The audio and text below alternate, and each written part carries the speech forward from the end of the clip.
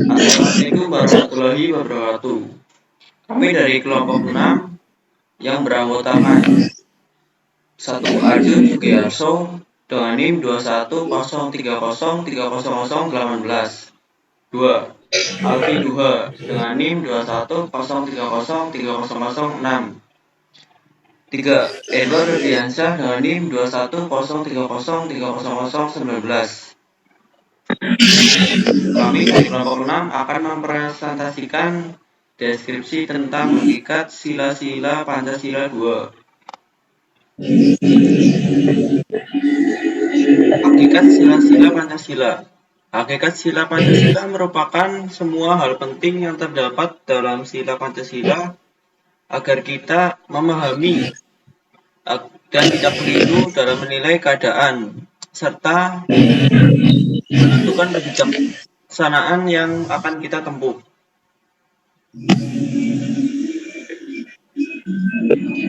Inti sila Pancasila. Menurut Nontonegoro, menyatakan isi mutlak Pancasila, dasar filsafat negara meliputi 1. Dalam sila ke-1 terkandung prinsip bahwa bangsa Indonesia adalah bangsa yang bertuhan dan negara menjamin kemerdekaan penduduk memeluk beribadah menurut agama dan kepercayaannya. 2. Dalam sila kedua, prinsip pergaulan antar umat manusia berdasarkan kemanusiaan yang adil dan beradab. 3. Sila ketiga mengandung prinsip persatuan bangsa Indonesia tidak sempit karena prinsip ini mengandung pengakuan bahwa setiap bangsa bebas menentukan nasibnya sendiri. 4.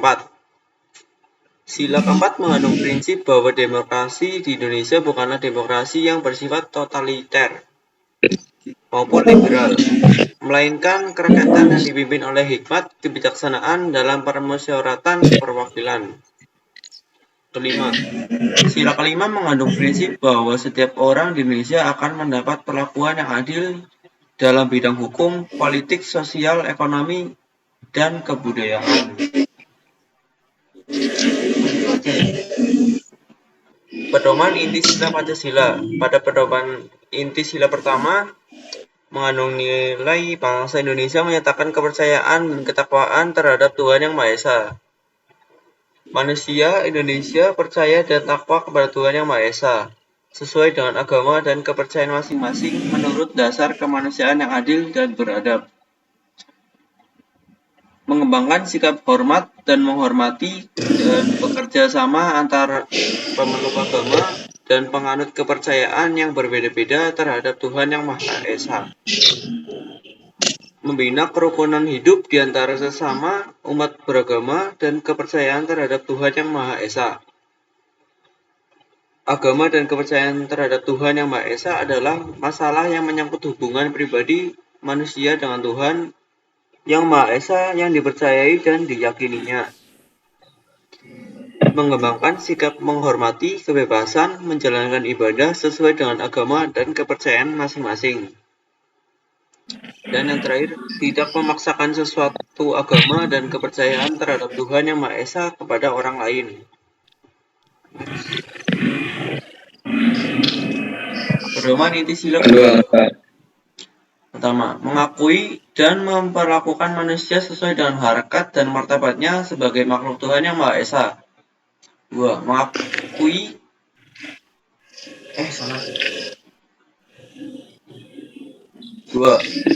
Mengaku kesamaan derajat, persamaan hak, dan kewajiban hak asasi setiap manusia tanpa membedakan suku, keturunan, agama, kepercayaan, jenis kelamin, kedudukan sosial, warna kulit, dan sebagainya.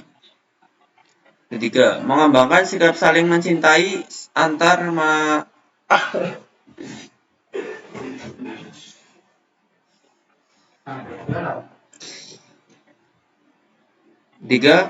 mengembangkan sikap saling mencintai antar sesama manusia. 4. Mengembangkan sikap tenggang rasa dan tepas liro. 5. Mengembangkan sikap tidak semena-mena terhadap orang lain. 6. Menjunjung tinggi nilai kemanusiaan. 7. Gemar melakukan kegiatan kemanusiaan. Dan 8. Berani membela kebenaran dan keadilan. 9. Bangsa Indonesia merasa dirinya sebagai bagian dari seluruh umat manusia. Terakhir, mengembangkan sikap hormat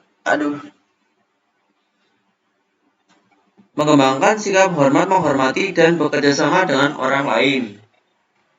Next. Pedoman inti sila ketiga. Pertama, mampu menempatkan persatuan, kesatuan, serta kepentingan dan keselamatan bangsa dan negara sebagai kepentingan bersama di atas kepentingan pribadi. 2. Sanggup dan rela berkorban untuk kepentingan bangsa dan negara apabila diperlukan. 3. Mengembangkan rasa cinta kepada tanah air dan bangsa. 4. Mengembangkan rasa kebanggaan, berkebangsaan dan bertanah air Indonesia. 5. Memelihara ketertiban dunia yang berdasarkan kemerdekaan, perdamaian abadi, dan keadilan sosial. 6. Mengembangkan persatuan Indonesia atas dasar Bhinneka Tunggal Ika. Majukan pergaulan demi persatuan dan kesatuan bangsa. Next. Pedoman inti sila keempat. Mampu menempatkan persatuan, kesatuan, serta kepentingan dan keselamatan bangsa dan negara sebagai kepentingan bersama di atas kepentingan pribadi. 2. Sanggup dan rela berkorban untuk kepentingan bangsa dan negara apabila diperlukan. 3. Mengembangkan rasa cinta kepada tanah air dan bangsa. 4. Mengembangkan rasa kebanggaan, berkebangsaan, dan bertanah air Indonesia. 5. Memelihara ketertiban dunia yang berdasarkan kemerdekaan, perdamaian abadi, dan keadilan sosial. 6. Mengembangkan persatuan Indonesia atas dasar Bhinneka Tunggal Ika. 7. Memajukan pergaulan demi persatuan dan kesatuan bangsa. Yang terakhir, pedoman inti sila kelima. Menyadari hak dan kewajiban yang sama untuk menciptakan keadilan sosial dalam masyarakat Indonesia. 2. Mengembangkan perbuatan yang luhur yang mencerminkan sikap dan suasana kekeluargaan dan kegotong royongan. 3. Mengembangkan sikap adil terhadap sesama. 4. Menjaga keseimbangan antara hak dan kewajiban, menghormati hak-hak orang lain. Yang terakhir, suka memberikan pertolongan terhadap orang lain.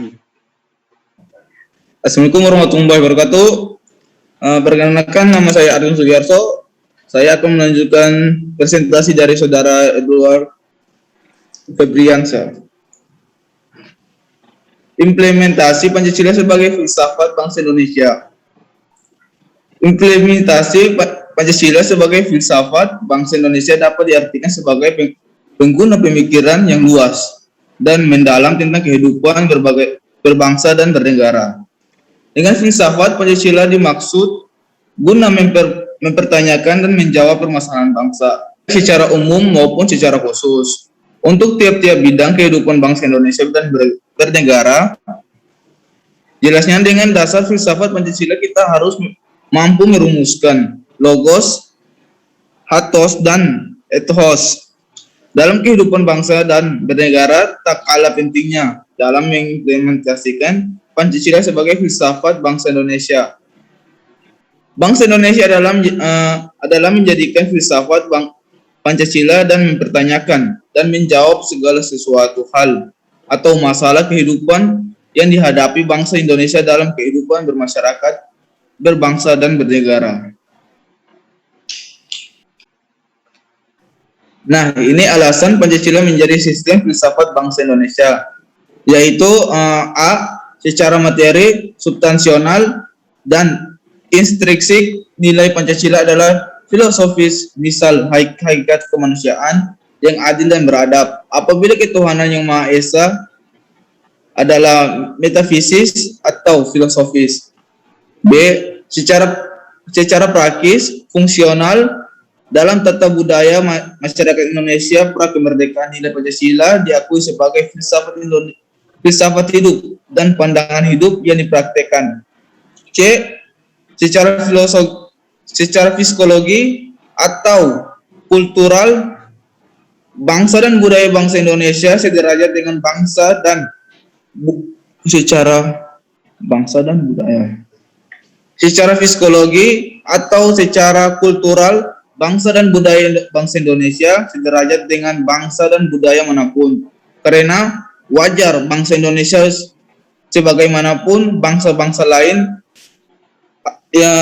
yaitu Cina, India, Arab, dan Eropa mewarisi sistem filsafat dalam budayanya. Jadi Pancasila adalah filsafat yang diwarisin dalam budaya Indonesia.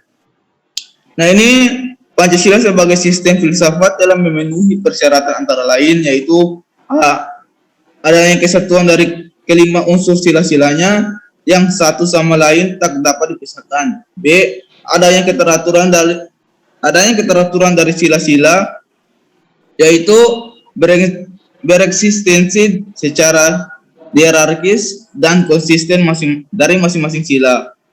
Dari masing-masing sila itu berada dalam satu urutan tingkat yang buntu.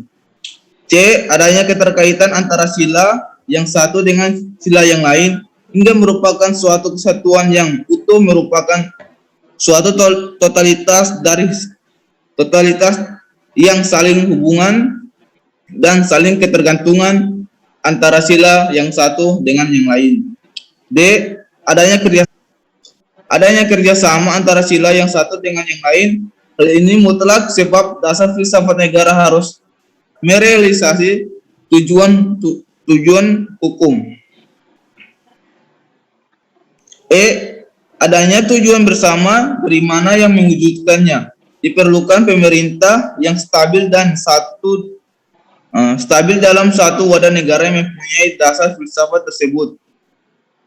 Assalamualaikum warahmatullahi wabarakatuh. Perkenalkan, nama saya Alvin Wa. Saya akan melanjutkan presentasi dari Saudara Arjun Sugiarso. Mengevaluasi bentuk dan susunan Pancasila yang bersifat hierarkis piramida. Hierarkis berarti tingkat, sedangkan yang dimaksud bentuk piramid dari kesatuan Pancasila ialah bahwa sila yang pertama dan seterusnya. Tiap-tiap sila bagi sila berikutnya adalah menjadi dasar, dan tiap-tiap sila berikutnya itu merupakan penjelmaan atau pengkhususan dari sila yang mendahulunya. Dalam susunan Pancasila, banyak orang yang menilai Pancasila berbentuk dalam hierarkis atau berjenjang yang menggambarkan hubungan hierarki sila-sila dari Pancasila dalam urutan-urutan kuantitas dan juga dalam hal sifat-sifatnya, kualitas. Kalau dilihat dari intinya, urutan-urutan 5 sila menunjukkan suatu rangkaian dalam luas dan isi sifatnya merupakan pengkhususan dari sila-sila yang dimukanya. Jika urutan-urutan 5 sila dianggap mempunyai maksud demikian, maka di antara 5 sila ada hubungannya yang mengikat yang kepada yang lain sehingga Pancasila merupakan suatu kesatuan keseluruhan yang bulat. Andai kata urutan-urutan itu dipandang sebagai tidak mutlak di antara satu sila dengan sila lainnya, tidak ada sangkut pautnya, maka Pancasila itu menjadi terpecah-pecah. Oleh karena itu dapat dipergunakan sebagai suatu asas kerohanian bagi negara. Dua aja. Menurut Nota Nagoro, dinyatakan bahwa bentuk susunan hierarkis piramida Pancasila ialah kesatuan bertingkat yang tiap sila di muka sila lainnya merupakan basis atau pokok pangkalnya, dan tiap sila merupakan pengkhususan dari sila di mukanya. Sila pertama menjelaskan bahwa pada sila pertama itu meliputi dan menjamin isi sila 1, 2, 3, 4, 5. Begitu pula sila-sila berikutnya saling berkaitan erat dengan menjiwai satu dengan yang lainnya. Bentuk susunan hierarkis piramida Pancasila dapat digambarkan dalam bentuk diagram yang disebut dengan diagram hierarkis piramida Pancasila. Dengan adanya bentuk diagram ini, terlebih dahulu dapat diuraikan sebagai 1. Sila pertama ketuhanan yang Maha Esa adalah menjiwai isi sila 2, 3, 4, dan 5. Artinya dalam segala hal yang berkaitan dengan pelaksanaan dan penyelenggaraan negara harus dijiwai nilai-nilai ketuhanan yang Maha Esa. 2. Sila kemanusiaan yang adil dan beradab yang dijiwai sila ke-1 dan isinya meliputi sila 3, 4, dan 5. Dalam sila ini terkandung makna bahwa sangat menjunjung tinggi harkat dan martabat manusia sebagai makhluk Tuhan yang beradab. Maka segala hal yang berkaitan dengan kehidupan bangsa dan bernegara berbangsa dan bernegara harus mencerminkan bahwa negara ini mempunyai peraturan yang menjunjung tinggi harkat dan martabat manusia. 3. Sila Persatuan Indonesia yang dijiwai sila 1, 2, dan menjiwai isi dari sila 4 dan 5. Sila ini mempunyai makna manusia sebagai makhluk sosial, wajib mengutamakan persatuan negara Indonesia yang setiap daerah memiliki kebudayaan maupun beragama yang berbeda. 4. Sila kerakyatan yang dipimpin oleh hikmat kebijaksanaan dalam permusyawaratan perwakilan, dijiwai sila 1, 2, 3, dan menjiwai isi dari sila ke-5. Sila ini menjelaskan bahwa negara Indonesia ini ada karena rakyat, maka dari itu rakyat berhak mengatur kemana jalannya negara ini. 5. Sila keadilan sosial bagi seluruh rakyat Indonesia itu dijiwai oleh isi dari sila 1, 2, 3, dan 4. Sila ini mengandung makna yang harus mengutamakan keadilan bersosialisasi bagi rakyat Indonesia ini sendiri tanpa memandang perbedaan-perbedaan yang ada. Kesimpulannya yaitu bahwa susunan sila-sila Pancasila, urutan maupun rumusannya tidak boleh dirubah, harus tetap sesuai dengan rumusan Pancasila dalam pembukaan Undang-Undang tahun 1945. Karena sila yang di atas menjiwai sila-sila yang di bawahnya, sedangkan sila-sila yang di bawahnya dijiwai oleh sila-sila yang di atasnya. Mungkin itu saja yang bisa kami sampaikan dari kelompok 6. Jika ada salah kata atau materi yang kami berikan kurang puas, mungkin mohon dimaafkan. Wassalamualaikum warahmatullahi wabarakatuh. Waalaikumsalam warahmatullahi wabarakatuh. Waalaikumsalam warahmatullahi wabarakatuh.